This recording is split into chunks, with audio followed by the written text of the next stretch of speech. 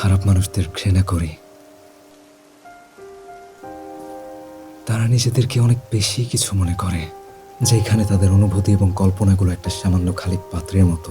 আমি এই ভালো মানুষগুলোকেও সহ্য করতে পারি না, কারণ তারা সেই খারাপ মানুষগুলোকে অনেক সহজেই ক্ষমা করে দেয়। আর তারা এই ক্ষমা করাটাকে এমন একটা নজরে দেখে যেন এটা মহৎ কোনো কাজ। আমি এটাকে ঘৃণা করি। সবাইকে নিজের কর্মফল ভোগ করতে হবে। খারাপ মানুষগুলোকে শুধুমাত্র আইন বিচার করে। আমি চাই যে শুধুমাত্র ভালো মানুষগুলো ন্যায়কে উপভোগ করুক, যদি সেটা অল্প কয়েকজন হয় তারপরেও।